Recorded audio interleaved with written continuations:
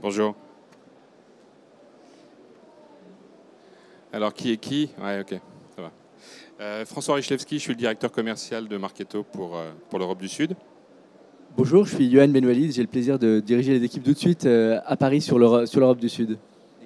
On va vous parler aujourd'hui d'engagement marketing et de social selling, et plus directement d'engagement marketing et de social selling à travers un retour d'expérience qui est le retour d'expérience de Hootsuite, qui utilise Marketo et qui engage un peu différemment peut-être que d'autres sociétés. Et Yohan vous expliquera pourquoi et comment. Plus fort? Ouais, ok. Si vous voulez réagir, il y a un fil Twitter, Marketo. N'hésitez pas, on pourra traiter les questions-réponses à la fin de cette séance en les prenant sur ce fil de tweet. Alors quelques mots sur Marketo ou de suite, très rapidement, avant de passer sur l'engagement et social. Marketo, solution d'engagement marketing, c'est une boîte qui a 10 ans, qui est installée en France depuis plusieurs années, avec aujourd'hui une représentativité forte sur le territoire sud-européen. Un peu plus de quasiment 4000 clients dans le monde, tant sur des problématiques d'engagement B2B que B2C, voire B2B2C. Solution indépendante ou éditeur indépendant, plutôt bien noté par les analystes. Ça nous fait très plaisir et ça nous permet aussi de pouvoir être représenté sur un scope de compte relativement large, de compte SMB, mid-market, jusqu'au compte enterprise avec plusieurs centaines de milliers de collaborateurs. Alors, juste un mot sur Hootsuite. Je ne sais pas d'ailleurs dans la salle si certains utilisent déjà nos outils. Cool, quelques mains qui se lèvent. Merci, bonjour. Merci François également. Et donc, en fait, Hootsuite, on est souvent connu parce qu'on est une plateforme freemium. Et donc, du coup, historiquement, une grosse partie de nos communautés utilisaient Hootsuite pour pouvoir connecter leurs différents comptes sociaux, Facebook, Twitter, LinkedIn, et pouvoir commencer à collaborer avec notre plateforme pour pouvoir engager sur les différents réseaux sociaux. Depuis 3 ans, on a développé une plateforme entreprise pour aider les grandes entreprises ou les moyennes entreprises à pouvoir déployer les médias sociaux au sein de leur organisation, faciliter la collaboration, l'engagement, le développement de social selling ou de la marque employeur en fonction des usages que vous pouvez avoir. Alors comment on fait ça? En fait, on aide au travers de notre plateforme à connecter les différents départements de l'entreprise qui souvent doivent parler d'une même voix à leur communauté. Si on se place du côté du consommateur ou d'un journaliste ou d'un blogueur, on a envie d'avoir une expérience avec la marque homogène, quels que soient les départements avec lesquels on parle. On va pouvoir engager avec le marketing pour avoir des informations, avec le service client parce qu'on a un souci, avec la marque parce qu'on cherche une offre d'emploi. Et donc on aide finalement à développer les usages en synergie dans l'entreprise en pouvant collaborer, partager du contenu, engager et répondre le plus efficacement aux consommateurs pour pouvoir avoir des conversations pertinentes sur les médias sociaux. Alors du coup, si on parle, François, d'engagement marketing, finalement, qu'est-ce que l'engagement marketing? L'engagement marketing est je te laisse la manière où le constat qu'on fait aujourd'hui, c'est que on se retrouve de plus en plus, tous autant qu'on est, face à une pression marketing, une pression commerciale qui est très forte, énormément de messages reçus, énormément de mails reçus, énormément d'SMS reçus, qui ne sont pas forcément toujours très pertinents, toujours très adaptés. Aujourd'hui, il y a 2900 messages en moyenne reçus par chacun tous les jours. On les voit pas, on les delete pas. Donc l'engagement marketing au sens de Marketo, c'est comment faire pour sortir du lot, élever le débat et être capable de pousser un message qui soit pertinent, qui fasse du sens en termes de contenu et qui soit adapté à ce que moi, consommateur ou prospect, j'ai envie d'entendre. 87% des personnes interrogées aujourd'hui estiment qu'il est nécessaire pour eux, en tant que consommateurs, d'avoir une expérience utilisateur qui soit riche, qui soit cohérente et qui soit adaptée à leurs besoins. Alors justement, ces consommateurs sont exigeants. Comment aujourd'hui les consommateurs engagent-ils avec les marques? Quel est l'enjeu pour une marque dans ce parcours d'engagement? Ça aussi, c'est quelque chose d'assez nouveau et qui prend de plus en plus d'ampleur.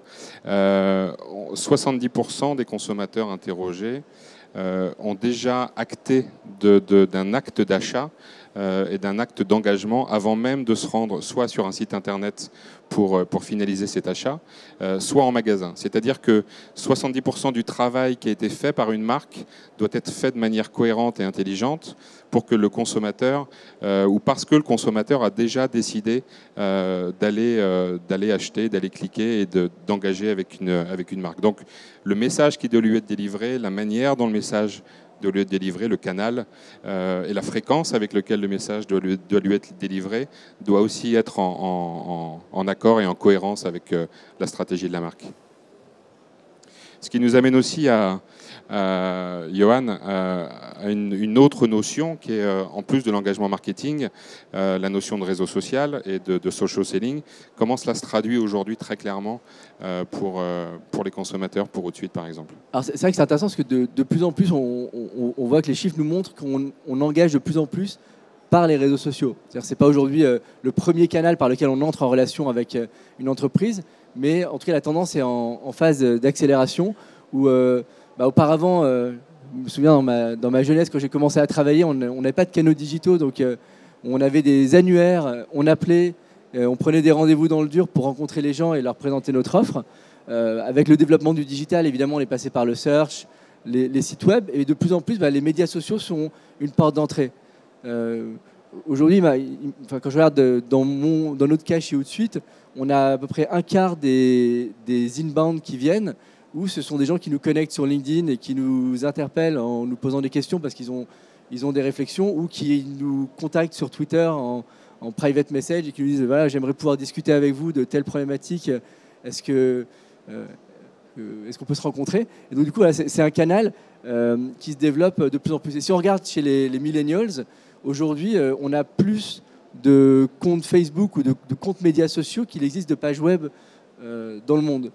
On a plus de possesseurs de comptes médias sociaux que de possesseurs d'emails. Donc cette tendance va aller en s'accélérant.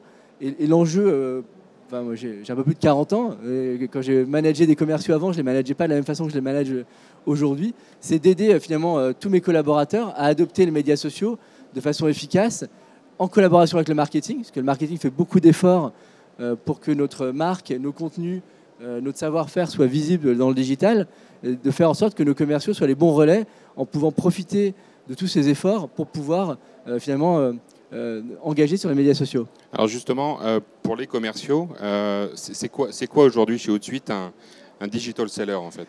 Alors c'est intéressant parce qu'on a vraiment voulu introduire, comme peut-être d'autres entreprises dans la salle l'ont fait, cette notion de digital sales, dans le sens où avant c'était, on a des équipes qui sont très sédentaires, qui ont pour mission en fait de pouvoir informer les suspects, les prospects, les gens qui s'intéressent à notre métier, et de pouvoir à distance finalement les aider dans leur recherche d'informations et leur meilleure connaissance de notre métier et de notre savoir-faire. Donc on a décidé un peu d'appeler des digital sales. Je ne sais pas si certaines entreprises ont eu un peu la même démarche. Bon, en tout cas, de mettre vraiment ce composant digital clé dans leur métier. Et donc l'idée, quand on regarde un peu le process de vente, comme le disait François, 80% des interactions se font avant la rencontre physique, le rendez-vous que l'on peut avoir. Donc comment en tout cas accompagner dans une meilleure connaissance, une meilleure compréhension de l'offre, du savoir-faire de l'entreprise en utilisant les canaux digitaux. Et aujourd'hui, on ne peut pas se reposer uniquement sur des documents qui sont téléchargeables sur notre site web ou des emails marketing que l'on envoie, mais c'est de faire en sorte qu'on propose aux personnes de converser avec nous en leur permettant de pouvoir, dès les étapes 1 et 2, interagir avec nous sur les réseaux sociaux pour pouvoir avoir des informations plus précises, répondre à leurs questions, les orienter vers des documents plus pertinents pour eux, pour faire en sorte que quand on arrive en rendez-vous, déjà une grosse partie du travail est fait, les personnes gagnent du temps, c'est les gens comme vous qui s'intéressent à ces sujets-là n'ont pas beaucoup de temps, il faut que ce soit efficace, et donc leur permettre de gagner du temps en interagissant avec nous sur les réseaux sociaux tout au long de leur process de réflexion. Ouais, donc une grosse masse d'informations et une nécessité d'aller interagir socialement et d'un point de vue marketing. Et c'est ce qu'on va présenter maintenant. Je vais commencer par ce que Marketo entend par engagement marketing et ce qu'on appelle l'ABC de l'engagement marketing. On a défini 5 critères, 5 règles qu'on essaye de suivre quand on engage avec nos clients, nous-mêmes et nos propres prospects. Qui doivent amener en fait à boucler cette roue d'acquisition, d'aider les consommateurs et les prospects à croître pour devenir plus tard des avocats de la marque, des brand advocates. Donc ça se passe d'abord peut-être de manière un petit peu anonyme. On est en phase d'acquisition, on parle beaucoup d'inbound marketing, on y associe évidemment l'outbound sur des phases de qualification un peu plus fortes. On convertit des visiteurs en leads. Derrière, on engage avec un message qui est pertinent, avec un timing qui est pertinent et surtout, avant tout engagement, un contenu qui fait du sens. On parlera peut-être un petit peu plus tard, si vous le souhaitez, des profils, des buyers persona et des segments de marché avec lesquels une marque doit engager. Avoir un segment, avoir un engagement one-to-one, c'est bien. Il faut que le contenu soit pertinent et fasse sens pour vos consommateurs ou vos prospects. L'idée derrière, évidemment, c'est l'acquisition, c'est le développement de nouveaux clients. C'est d'en faire des consommateurs qui soient des avocats de la marque, qui utilisent éventuellement aussi les réseaux sociaux pour communiquer positivement sur une marque ou sur un objet. On se rend compte aussi de plus en plus d'une chose, c'est que le consommateur a un rythme d'engagement avec une marque qui peut varier d'un consommateur à un autre, d'un produit à un autre. C'est plus aujourd'hui à la solution technologique, que ce soit solution A ou la solution B, de se caler sur ce rythme-là. Le consommateur va décider d'engager par mail, d'engager par SMS, d'engager par téléphone, d'engager par courrier. Il faut que le parcours client soit suffisamment souple et pris en compte par les plateformes pour se caler sur les désirs des consommateurs. On n'est plus sur une solution rigide avec des profils très déterminés. Il faut qu'on adopte cette souplesse pour casser les silos et pour être capable d'engager à un rythme qui va être un rythme imposé par le consommateur. Donc il y a beaucoup d'écoute, beaucoup de réponses et une nécessité d'engager quel que soit le canal. Ça nous amène à 5 principes relativement simples, que sont les principes de l'engagement marketing, selon Marketo. On construit une relation basée sur des individus et pas sur des masses. Ça veut dire qu'il faut encore une fois avoir un contenu dédié pour faire des engagements qui soient des engagements one-to-one et plus simplement sur des grands segments. Basé sur ce qu'ils font, on anticipe. On est capable de comprendre les habitudes d'achat, de consommation et de fréquence Internet pour être capable de pousser du contenu qui soit adapté à la navigation de vos internautes ou à l'engagement que les internautes ou vos consommateurs peuvent avoir avec votre marque. Continuellement dans le temps, ça veut dire que, encore une fois, la pression marketing ou la pression commerciale peut être bonne ou mauvaise selon la fréquence que vous y mettez.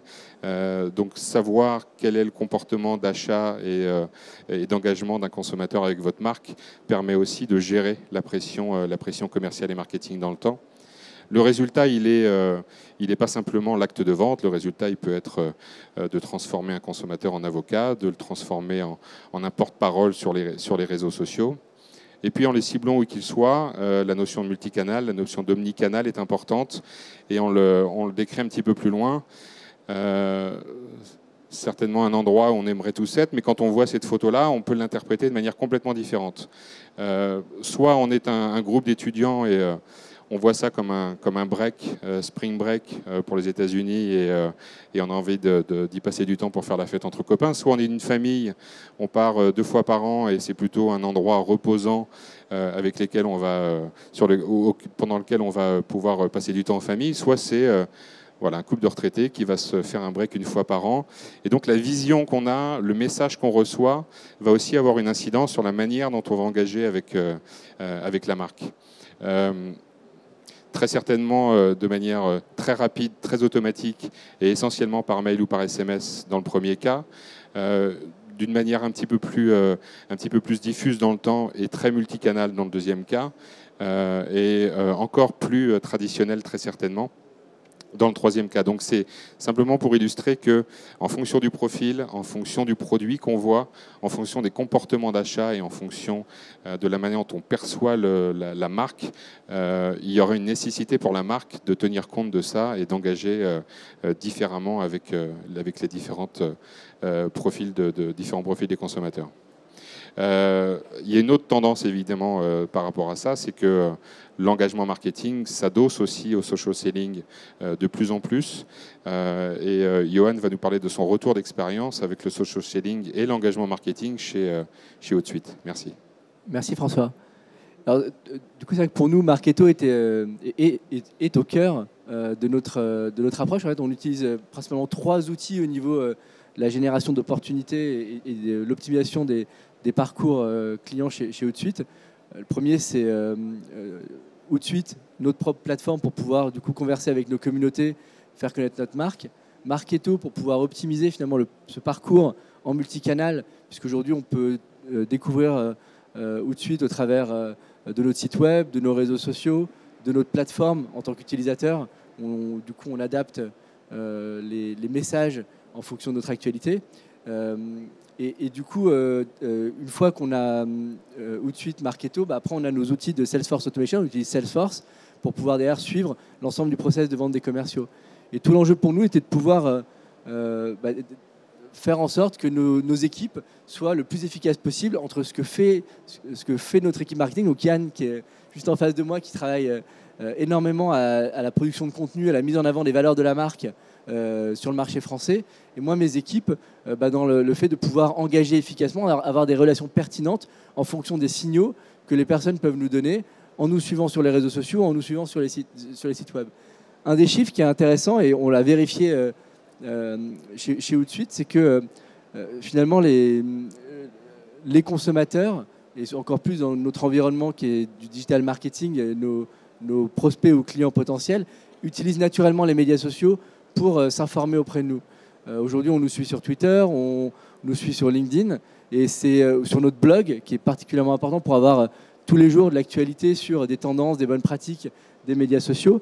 Et donc pour nous, c'est important de pouvoir du coup engager de façon pertinente sur ces personnes qui viennent auprès de nous par les médias sociaux. Et quand on regarde aujourd'hui, évidemment, le temps est compté. Le call calling ne fonctionne quasiment plus. La plupart des rendez-vous que l'on génère aujourd'hui sont sur des relations dématérialisées. C'est soit des échanges qu'on a eu sur LinkedIn qui après nous ont amenés à convenir d'un rendez-vous, soit des échanges suite à des interactions sur les médias sociaux qui nous ont amenés à nous rencontrer. Et du coup, ces rencontres sont aussi plus chaleureuses parce qu'on n'a pas été dans des logiques d'harcèlement, de pression commerciale, mais plus dans des logiques où on a rebondi sur un événement, une question ou un sujet qui fait qu'on a une raison pertinente de pouvoir parler avec un prospect. Alors quand on regarde aussi en termes de bench, en tout cas moi dans mon management de l'équipe, plus les commerciaux sont actifs sur les médias sociaux, plus ils font leurs chiffres. Ça peut paraître trivial, mais en tout cas on le vérifie, on le mesure. Plus un commercial va relayer à titre personnel les messages de Hootsuite, plus il va être visible. Plus il va être visible, plus il va avoir des rendez-vous. Plus un commercial de l'équipe ou un digital sales qui est sédentaire va mettre en avant le fait qu'on a des événements, plus ces contacts vont venir à nos événements et donc du coup s'intéresser à ce que l'on fait et donc atteindre leurs objectifs. Donc du coup c'est aussi un vrai axe de management que de pousser les collaborateurs, les équipes commerciales à aller vers ces sujets de social selling. Et je vous passe les chiffres qui montrent que ceux qui ne le font pas, en général, ne font pas leurs chiffres. Et du coup, après, nous posent des problèmes en termes de management. Je n'ai pas ce problème, en tout cas, commerçant dans la salle, chez moi. Première étape qu'on a eue, ça a été évidemment d'installer la marque en France et de pouvoir travailler finalement de façon pertinente sur les différents médias sociaux. On a aussi très récemment travaillé sur Viadeo, en plus de Twitter, LinkedIn, notre blog et Facebook. Et quand on regarde aujourd'hui, ce qui est intéressant, là, ce n'est pas les chiffres tout de suite, mais c'est les chiffres génériques, c'est que c'est des énormes audiences. Et finalement, plus on va aller tôt sur ces réseaux sociaux de façon efficace et pertinente, plus on a des chances de préempter face à ses concurrents le territoire. Et donc ça, c'est intéressant de pouvoir voir comment, en fonction de votre industrie, si on est dans le B2C, évidemment, on va plutôt démarrer sur Facebook, dans le B2B, sur LinkedIn ou Viadeo, comment on utilise Twitter au milieu, comment on travaille avec nos blogs ou les réseaux sociaux locaux, Xing en Allemagne, Weibo en Chine, et ainsi de suite, pour pouvoir positionner sa marque et faire en sorte qu'on soit présent et qu'on puisse y déployer ses contenus. Une fois qu'on a mis ça en place, comment travailler avec l'équipe commerciale le process de vente? Donc faire en sorte que la marque soit visible. Donc là, c'est tous les efforts qu'on fait avec, par exemple, nos comptes Outsuite France et dans chacun des marchés, mais aussi comment faire en sorte que chaque collaborateur relaye ces messages. C'est vrai que je voyais ce matin, Outsuite a tweeté qu'on était à cet événement avec Marketo et on a 7 collaborateurs de Outsuite qui l'ont relayé. Donc le fait qu'ils soient actifs, présents, forcément, ça a amené leur audience à savoir qu'on était ici et qu'on était également présents. De cette présence, comment on génère des leads plus qualifiés, plus pertinents, parce qu'on a eu des interactions, des signaux et des datas qui nous permettent de comprendre qu'est-ce qui intéresse ces leads. Et puis après, donc, du coup, accélérer notre process de qualification, mieux rentrer en opportunité, en vente et en recommandation derrière. Parce que nos clients sont nos meilleurs ambassadeurs. Alors comment on traduit en fait, ces objectifs que l'on a en fait, dans l'ensemble des canaux sur les médias sociaux? Finalement, quels sont les indicateurs que l'on peut suivre et les tactiques à mettre en place? Premier axe, c'est déjà d'être visible. Donc comment travailler sur le reach, qui est souvent un enjeu. Et donc là, là-dessus, c'est vraiment un travail à faire en termes de ciblage, de contenu et d'engagement des collaborateurs pour qu'ils utilisent leur propre reach en plus du reach de la marque. Deuxième partie, c'est évidemment avoir du contenu qui est adapté aux médias sociaux. Donc comment avoir des formats courts, des call to action en 140 caractères sur Twitter et ainsi de suite.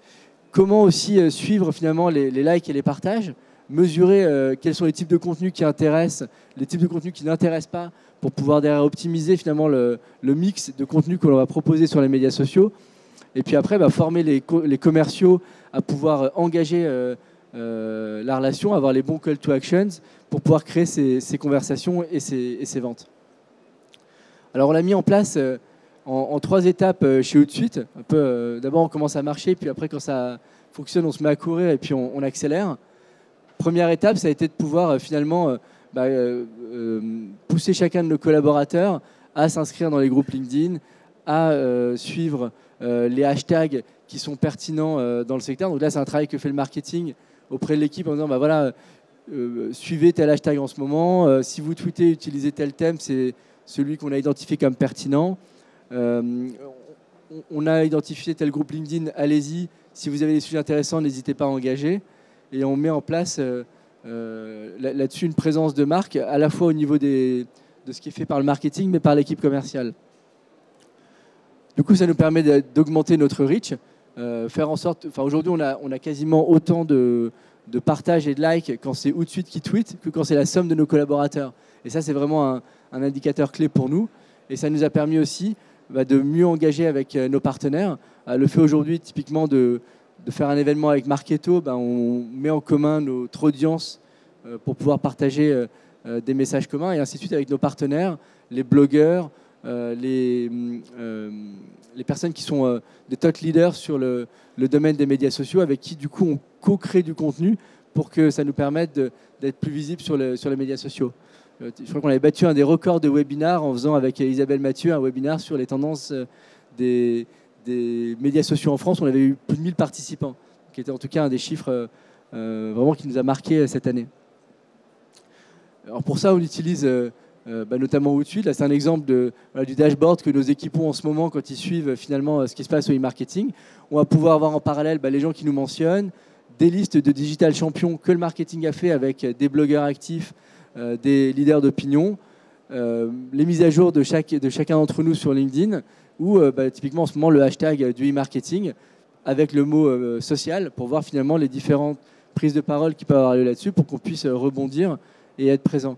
Et puis évidemment des chiffres derrière sur les tendances et des reportings qui nous permettent de suivre les mots clés et les thématiques clés. Deuxième partie, c'est d'aider les commerciaux à être plus rapides et plus actifs. Donc là, on suit tous un training sur les médias sociaux. Donc chacun des collaborateurs, quand il arrive chez Outsuite, on le forme à être coaché sur comment utiliser les médias sociaux dans votre activité, comment identifier des signaux qui sont pertinents. Si quelqu'un pose la question, quelle est la meilleure plateforme pour faire de l'engagement, faut qu'on soit parmi les premiers à répondre, et en tout cas qu'on ne passe pas au travers. Et donc du coup, à créer des flux chacun d'entre nous sur notre tableau de bord, parce qu'on ne peut pas seulement se reposer sur le marketing. C'est un peu l'engagement que le marketing demande aux équipes commerciales. C'est moi, je fais du contenu. Donc vous devez être aussi vigilant. Ça fait partie de votre rôle de voir que chacun de ces signaux, vous devez engager dessus et pouvoir prendre la parole. Et après, les loguer dans Marketo, dans notre CRM, pour qu'on puisse capter chacun de ces signaux. Et c'est ça qui est important en fait aujourd'hui au niveau des datas, c'est de faire en sorte que ce soit traqué. Donc que chacun des messages qui est envoyé par un collaborateur, il y a un URL court, les choses que vous voyez dans les petits liens OLI qui sont cliqués. Chacun de ces liens, nous, on les mesure et on arrive à voir quels sont les liens qui génèrent le plus de clics, quels sont les collaborateurs qui ont généré le plus de visites sur notre site web, le plus de téléchargements de brochures et le plus de leads dans Marketo. Donc ça, c'est un exemple que l'on a où on suit du coup ces likes et ces partages. Et le fait de suivre chacun des likes et des partages, ça nous permet de voir qu'est-ce qui intéresse nos prospects et sur quoi on a intérêt à prendre la parole et à créer du contenu pour pouvoir du coup mieux répondre aux attentes de nos audiences. Et derrière, de pouvoir mesurer finalement l'impact que chacun de nos collaborateurs peut avoir en social selling. Donc le fait de pouvoir relayer du contenu du marketing, en quoi ça aide les collaborateurs à avoir plus de reach, plus de followers. Là, c'est les chiffres de mes collègues américains. Et on suit finalement le nombre de visites sur notre site web et le nombre de followers total de notre équipe pour pouvoir finalement mesurer l'audience générée.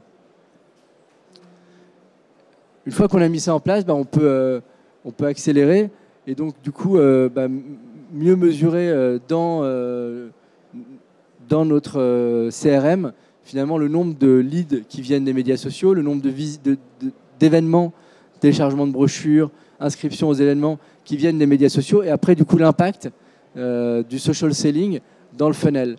Et ça c'est vraiment l'enjeu parce que souvent on se dit mais est-ce que ça marche, est-ce que tout cet effort rapporte? Et c'est vrai que ça met souvent 6 mois à 1 an avant de pouvoir être mesuré. Le cycle de vente est long, entre le moment où on installe la marque, le moment où on génère du trafic et des ventes, ça prend du temps. Mais là, c'est vrai qu'on est arrivé au stade chez Outut, on arrive à voir le nombre d'opportunités, le chiffre d'affaires généré, le taux de conversion issu du social selling. Alors qu'il y a 1 an, on regardait le nombre de rendez-vous ou le nombre d'interactions qu'on pouvait avoir au niveau du social selling. Est-ce qu'en une demi-heure une demi-journée de prospection sur les réseaux sociaux, on génère plus de rendez-vous qu'en une demi-journée de cold calling? C'était des indicateurs qu'on avait à l'époque. Aujourd'hui, on a plutôt des indicateurs plus quanti, où on a le volume de pipeline et le taux de conversion de notre pipeline sur les réseaux sociaux, puisqu'on intègre ces données-là dans Marketo, où là, on a des exemples. Alors, j'ai masqué les sources quand même, mais d'où vient cet événement et quel est son niveau de priorité d'après les systèmes de scoring qu'on a mis en place dans Marketo. Et puis derrière, quel est le pipeline que l'on génère spécifiquement lié au call to action social selling au niveau global. Quel est le nombre d'opportunités que l'on a aujourd'hui dans notre pipeline. Et le taux de conversion sont les chiffres qu'on remonte du coup dans Salesforce, parce qu'on a connecté Outsuite, Marketo et Salesforce pour pouvoir mesurer ces chiffres. Voilà, donc c'est vrai que c'est souvent ces 3 étapes de s'appuyer sur le marketing pour développer une présence sur les médias sociaux, engager les commerciaux à être les sparring partners du marketing pour que chacun des participants sur le terrain, que ce soit un commercial, sédentaire, terrain ou un expert marketing qui relaye à titre personnel, qui s'engage aussi personnellement en plus de la marque pour pouvoir diffuser ces contenus. Et puis après le mesurer en utilisant les plateformes et en traquant efficacement pour pouvoir optimiser la performance. Et c'est vrai que c'est important d'engager les équipes, parce que souvent on note qu'on croit plus quelqu'un de son réseau quand le message est publié par un humain qu'uniquement par un compte corporate. Donc le fait de pouvoir utiliser chacun de vos collaborateurs, de les sensibiliser et de les emmener dans la démarche, c'est aussi une façon de mieux valoriser l'effort marketing fait par les marques. Est-ce que vous avez des questions pour Johan ou moi suite à cette présentation?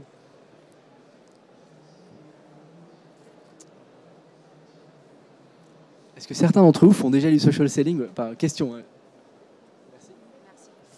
Je voulais juste savoir comment vous faites marcher les 3 plateformes techniquement parlant. La vôtre, Marketo et Salesforce. Euh, C'est Radian 6 que vous utilisez. alors, juste d'un point de vue Marketo, s'intègre via un connecteur développé pour du Salesforce ou pour du Microsoft ou pour d'autres CRM. Donc, la copie d'écran que montrait Johan tout à l'heure, c'est l'intégration native entre Marketo et Salesforce. Donc, on est vraiment sur une intégration pure. Pardon ? C'est un API, ouais, mais il n'y a pas de développement. C'est-à-dire que c'est du drag and drop de table entre Marketo et Salesforce, y compris sur les champs custom. Donc ça veut dire que quand vous faites évoluer Salesforce, ça évolue automatiquement aussi côté Marketo, c'est bidirectionnel. Ensuite, on a une plateforme, un connecteur entre Hootsuite et Marketo. Hootsuite fait partie du réseau des 450 partenaires technologiques de Marketo. Et donc Marketo et Hootsuite sont intégrés et fonctionnent ensemble aussi grâce à un connecteur qui a été développé spécialement pour les deux technologies. Et les trois ensuite fonctionnent. Et en fait, techniquement, ce qui se passe, c'est que dans un tableau de bord Hootsuite, chaque collaborateur peut appeler Marketo pour rentrer un contact qu'il a identifié sur les réseaux sociaux. Par exemple, vous me parlez sur Twitter, on se parle en private message, vous me donnez votre nom, votre email et une question. Je vais pouvoir la rentrer dans Marketo et ça va rentrer automatiquement dans Salesforce. Donc c'est un peu comme ça la démarche du funnel. Et l'autre axe, c'est au niveau des trackings qu'on met dans les posts qu'on fait sur les réseaux sociaux, les URL, qui du coup remontent en analytique dans Marketo et après dans Salesforce pour qu'on puisse suivre du coup le code source de si la personne est venue après sur notre site s'inscrire via les médias sociaux. Ce que vous avez ici, c'est la vue de Salesforce sur le module Marketo. C'est-à-dire qu'en fait, on a une vue sur ce qu'on appelle les interesting moments, c'est-à-dire qu'est-ce qui, pour le marketing, est considéré comme un moment intéressant dans le cycle de vie de l'engagement avec un client, intéressant pour l'équipe de vente. Donc en fait, on a un système de ranking, de scoring, qui permet pour l'équipe de vente de dire, OK, je vais engager avec telle personne parce qu'elle a un engagement plus fort avec ma marque ou elle a un engagement plus pertinent par rapport à certaines parties de mon site internet, de mes webinars, etc. Et sur la partie Salesforce, on s'intègre avec la partie Salesforce Automation, pas forcément avec la partie listening de Salesforce, parce que c'est surtout à cette partie-là qu'on est en place. Et ça, les points clés, c'est vraiment la mesure, comment avoir les KPI, d'où le fait d'être intégré. Vous mentionniez donc la partie analytics. Elle est gérée complètement dans Marketo avec le fameux Munching Code, ou vous utilisez une autre solution type Google Analytics en complément? Sur la partie analytics, en fait, comment quelle solution côté Hootsuite ou côté dans la gestion d'Hootsuite, quels outils vous utilisez? Est-ce que c'est tout Marketo ou est-ce qu'il y a une solution complémentaire? Oui, c'est un bon. Alors on utilise chez nous Google Analytics en plus pour pouvoir suivre finalement aussi tout le trafic sur le site web issu des médias sociaux, parce que c'est aussi dans la partie reach et mesure de l'impact, un indicateur qu'on suit. Et après, via Marketo, on arrive à voir si la personne non seulement est venue sur notre site, mais après s'est inscrite et quel a été son parcours chez nous, et regrouper le nombre de touches qu'on a pu avoir une fois qu'on a logué la personne dans Marketo. Côté Marketo, on a un outil d'analytics qui est embarqué dans la plateforme qui s'appelle Revenue Cycle Analytics, qui permet de connaître ce qu'on appelle le multi-touch, donc de savoir si en fin de vie d'une opportunité, sur un cycle de vente achevé ou pendant une opportunité, quels ont été les points de contact d'un contact ou de plusieurs contacts associés à cette opportunité. Est-ce que ça a été via webinar? Est-ce que ça a été via un call? Est-ce que ça a été sur de l'outbound, de l'inbound? Est-ce que ça a été sur une présence à un salon? Donc en fait, on reconstitue le parcours de l'opportunité d'un point de vue marketing, ce qui permet ensuite de justifier d'un éclatement des budgets, par exemple, entre le trade show ou le webinar ou le white paper ou ce genre de support. Ça répond à votre question?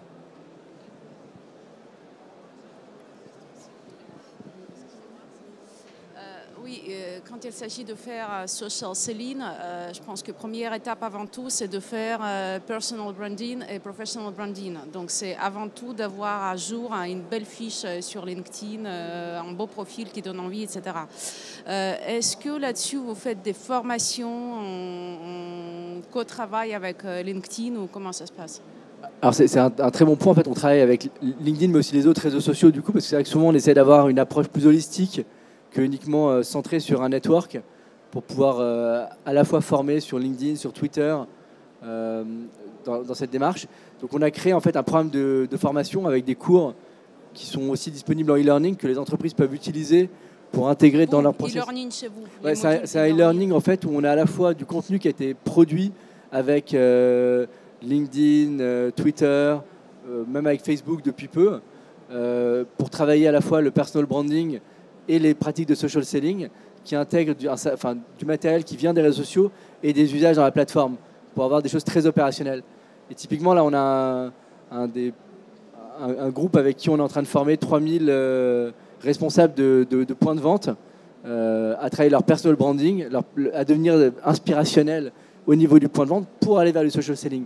Et vous avez tout à fait raison, un facteur clé de succès, c'est travailler le personal branding avant le social selling. Il faut apprendre à marcher et courir avant d'accélérer. Et souvent, les échecs des projets social selling, ça a été de se dire, je vais emmener les équipes, elles vont avoir des leads, mais si elles ne sont pas visibles et si elles ne conversent pas, il n'y a pas de lead.